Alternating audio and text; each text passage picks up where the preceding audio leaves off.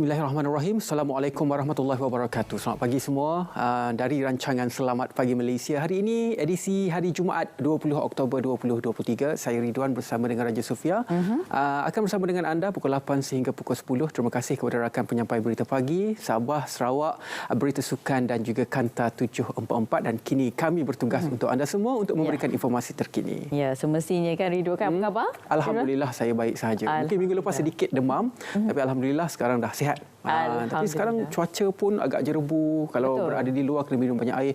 Kalau boleh kurangkan aktiviti luar lah. Ya, betul. Kalau kita tengok bacaan IPU pun sekarang ni kian meningkat, terutama di Selangor, bacaan sehingga 154 IPU. Jadi perlu untuk anda menjaga kesihatan anda dan memastikan semua dalam keadaan baik. Banyak minum air putih kan, air kosong banyak sikit untuk memastikan semua dalam keadaan baik. Sebab kalau kita tengok sekarang ni banyak keadaan pun memang dengan hujannya kan, jadi jalan pun memang kadang-kadang kalau kita pagi-pagi nak keluar ke rumah tu kan, memang dalam keadaan yang hujan, bila hujan mesti jam. Ya, dan juga stres. Okey. Betul. Sekarang kita nak panaskan badan dengan sedikit berita untuk anda semua. Kita mulakan dengan sedikit berita. Mungkin ini merupakan satu kegembiraan kepada kita kerana kalau kita lihat di sini, Perdana Menteri Datuk Seri Anwar Ibrahim memaklumkan pada majlis penyampaian sumbangan tabung akaun amanah kemanusiaan rakyat Palestin, kutipan tabung itu kini mencecah 81 juta ringgit dan juga ia telah pun menghampiri sasaran 100 juta. Jadi jelas beliau, dana tersebut akan disalur terus kepada perubatan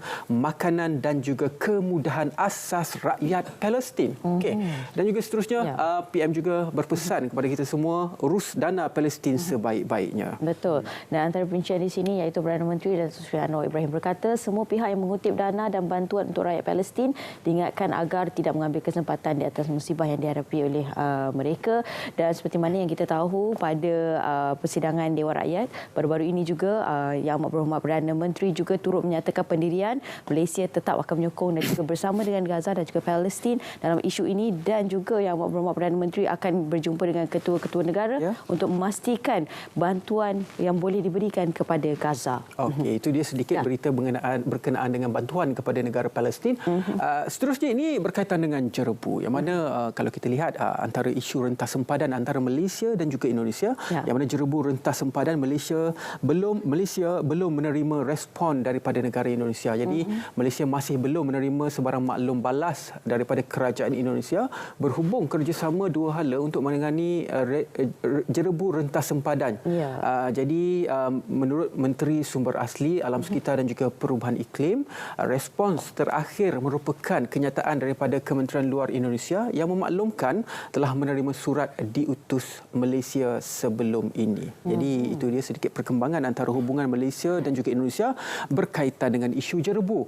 Tetapi apa yang kita nak beri fokus pada sini adalah apa yang berlaku di Malaysia, yang mana Jabatan Alam Sekitar diarah untuk meningkatkan penguatkuasaan. Ya, dan antara perincian di sini usaha menangani jerebu, Jabatan Alam Sekitar diarahkan untuk meningkatkan tindakan penguatkuasaan dan aktiviti rondaan harian di kawasan berpotensi berlakunya aktiviti pembakaran terbuka, dan langkah berjaga-jaga itu susulan kebakaran berluka tanah gambut seluas 32 hektar di Kota Tinggi Johor yang mula dikesan pada 15 Oktober yang lalu, dan setakat ini 70% telah pun berjaya dipadamkan. Tapi masih ada lagi asap pada permukaan tanah dan tindakan penguatkuasaan akan diambil terhadap pemilik tanah tersebut. Jadi orang awam turut diminta sentiasa berhati-hati dan peka dengan tahap kualiti udara di kawasan masing-masing. Okey. Hujung minggu ini jangan lupa untuk menyaksikan konsert ini #ini baru bintang 3. Ada beberapa artis di sini yang saya kira cukup hebat untuk kita tonton di kaca TV kita pada hujung minggu pada 21 Oktober 2023 Sabtu pada jam 9 malam. Antaranya Datuk Nora. Datuk Syafinas. Betul. Tin Shima, kita ada Azlan, kita ada siapa lagi? Amir Sofars, kita ada Ernie Zakri, Fauzia Latif, Tin Alia, Ramlah Ram dan juga Hisham Rahim, dan ada beberapa lagi lah.